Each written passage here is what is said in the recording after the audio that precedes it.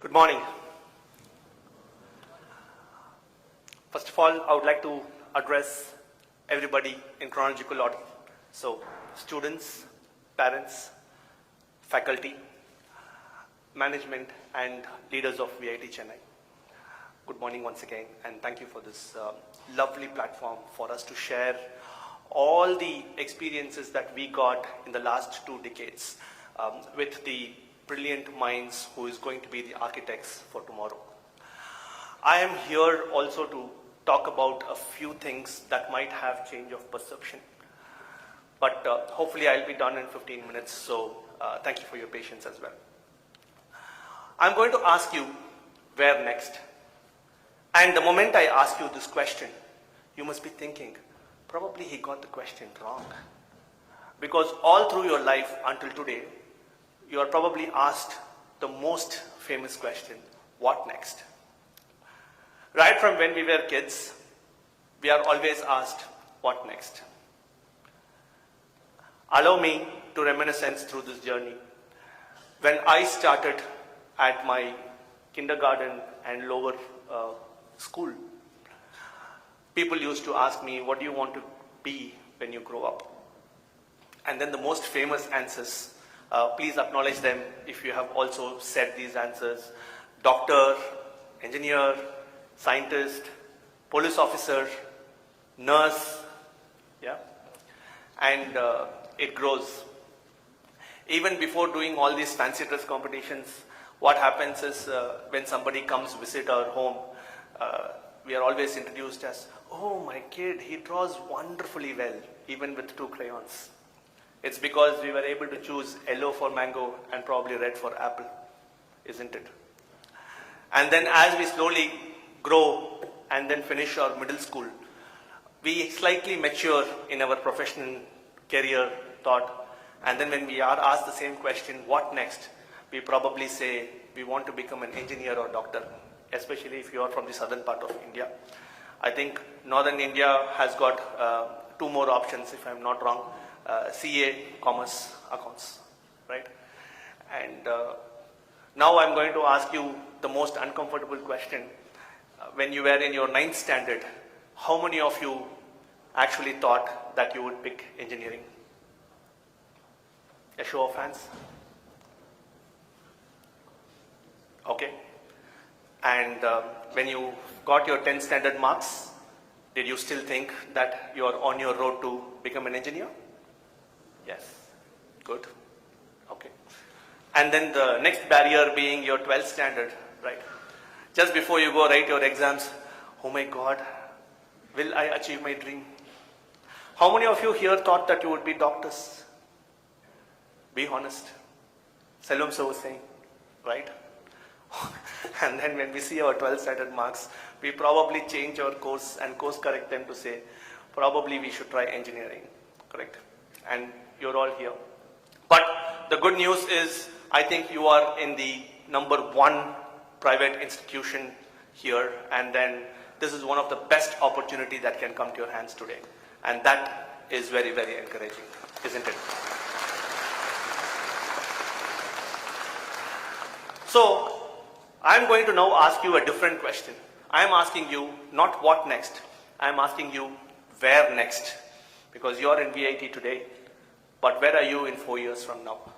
And that's the $1 million question, isn't it? All the leaders here on the stage have been addressing the big elephant in the room slowly. Where are you going to be after 4 years? Are you going to get placed? What is your future? We did not know when we did our 9th or 11th standard that we will be landing in VIT, isn't it? And yet you are here today. But why are we emphasizing so much on where we are going to be? Because that's what matters today. In fact, I don't know if you remember the evolution of mankind, but this is the complex problem statement that we have in hand today. Over 10,000 years ago, we all started with the agriculture revolution. Human focused on food and livestock, which was the product. And then the industrial revolution came. As human beings, as mankind, we matured and started developing sophisticated tools to help us in our lives. We developed machines. We built roads. All the cogwheels that could function, we made them. We used steel, turned into iron, and a lot more metals and metallurgics came into play. Today, we have machines for almost everything. And just when we thought we had enough, we landed into the information technology or the digital revolution in the 19th and 20th century. Today, we are 125 years into this revolution, but the problem is we still don't know what this revolution is going to be. We still don't know as mankind what are we hoping. Because to be very honest, when I did my engineering, I never thought AI was going to be real. I watched Hollywood movies like Matrix and laughed at it because nobody thought machines could beat humans. And today, we are thinking about robots in China. We are thinking about robots that replace a lot of things that we are doing today. And we made them. So why and what is the problem? If food and livestock were the products for agricultural revolution, if machines were the products for industrial revolution, then, my friends, we human beings are the product for digital and information revolution. For this revolution to happen, it is the data that we give, it is the tools we use, and it is everything else that we are doing that makes this revolution even more complex, even more confusing for all of us. We evolve day by day. 10 years ago, AI, and I'm sure our guest of honor did his MTech thinking, yes, hopefully data science is the future. I'm sure he was betting at that point in time. And today it has become a reality and a bet that paid him off. Look where he is.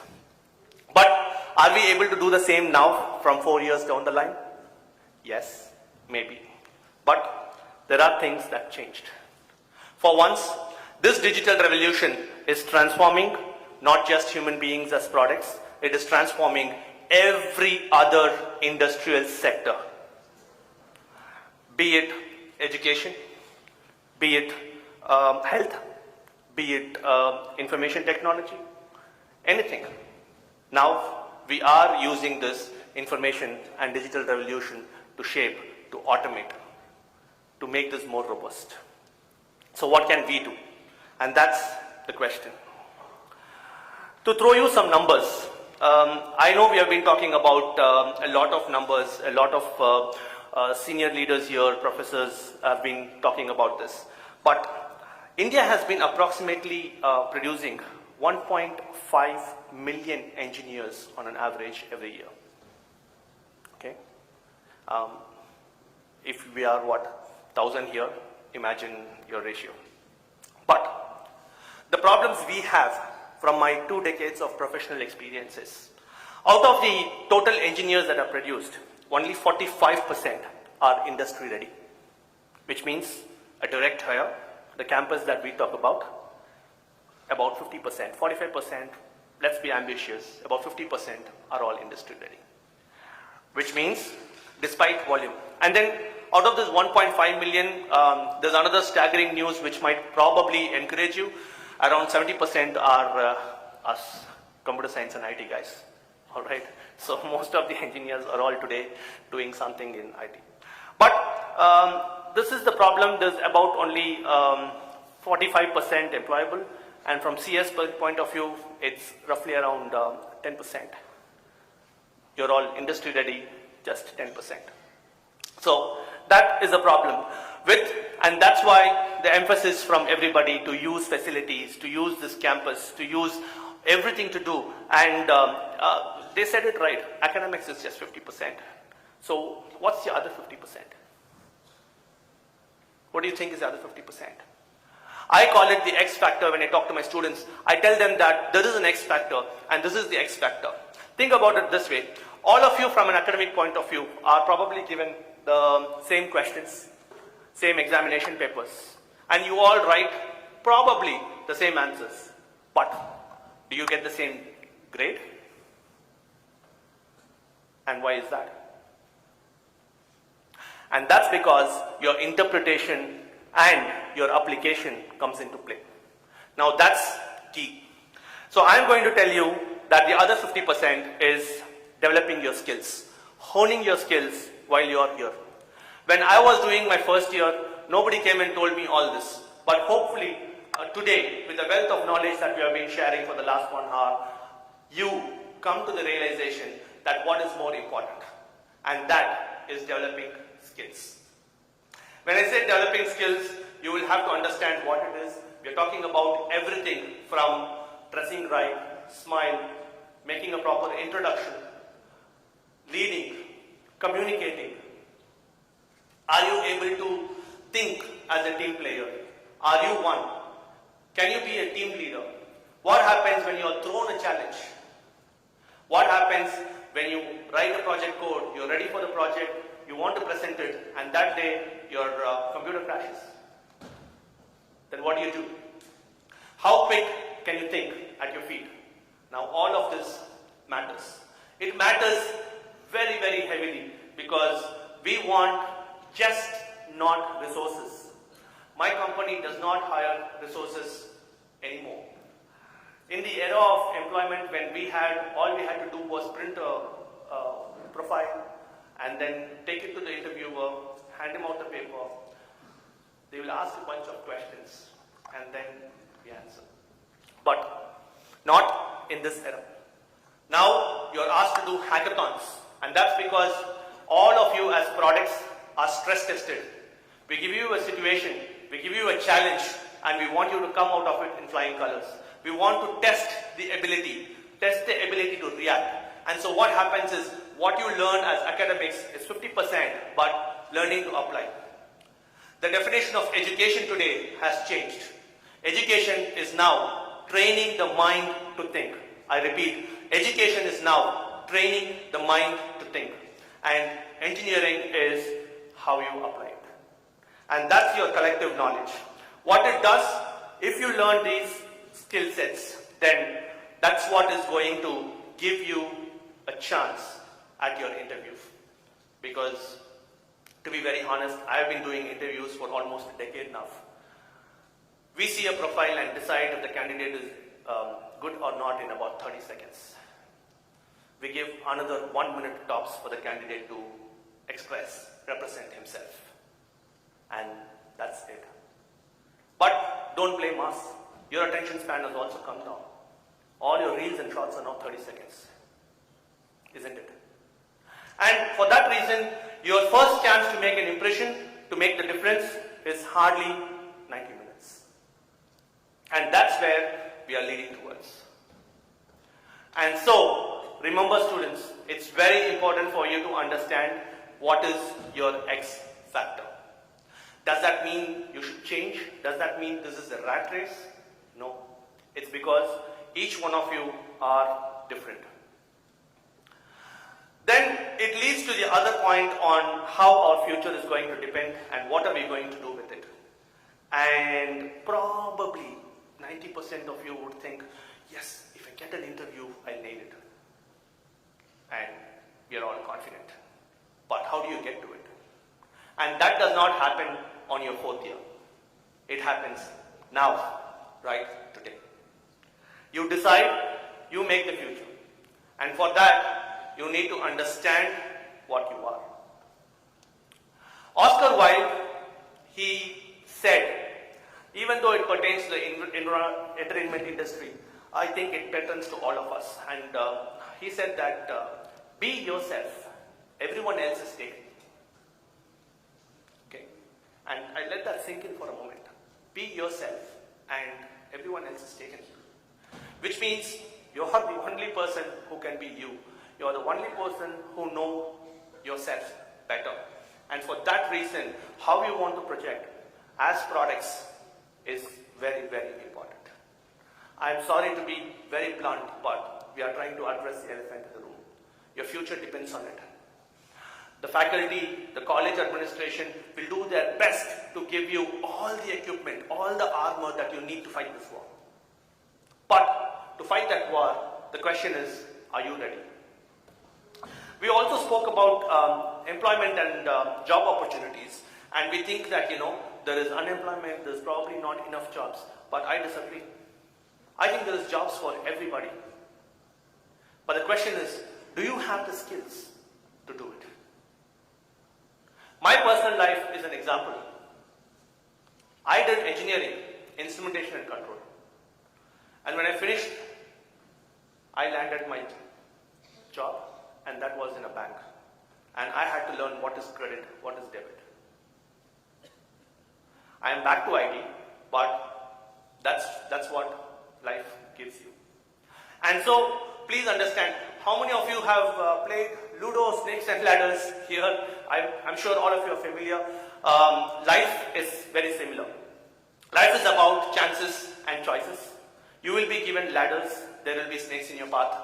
Your only aim and only objective for the next 4 years is to get from 1 to 100. And in between this journey, you will have a lot of challenges. If you are here thinking, yes, everybody said, okay, once you finish 10th, then you can relax. Then again 12th came. And once I finish 12th, we can relax. And now college came. And now see, this gentleman is coming and saying, no, don't rest, run even more faster. Yes. Unfortunately, running helps. Physically and mentally. So, in a life that is a chance or choice, please understand that you will get a chance every time. But do you make the right choice?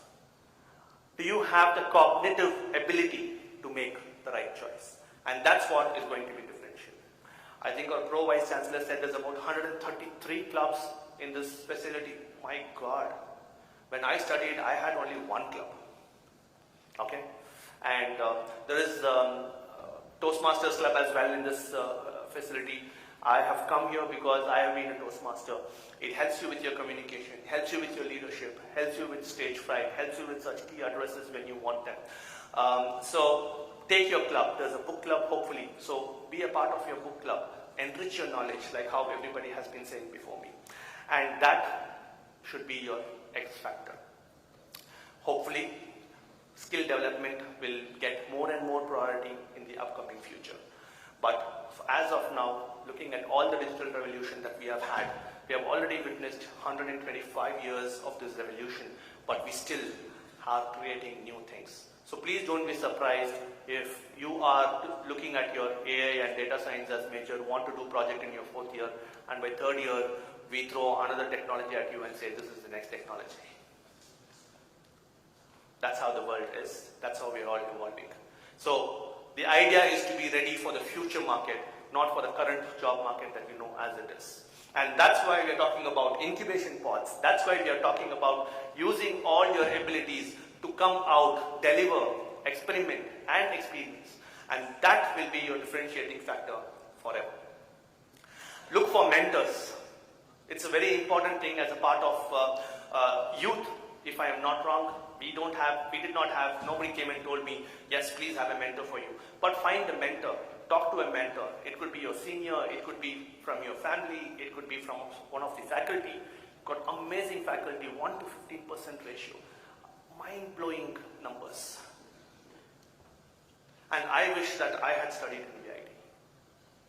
And you are all so lucky to be here. And that's the best part about it. In my opinion, you have already won half the race, but the remaining half is in your hands. And why we stress so much, why every chief guest, every leader, every academician comes and talks to you about this, gives you free gun, is because our future lies in your hands. And we are worried. Because if there is a cracked road, if there is a falling bridge, if there is insecurity in the future, I think it is in your hands to keep us safe. We are all trying to make your future safe. You should try to. Thanks a lot.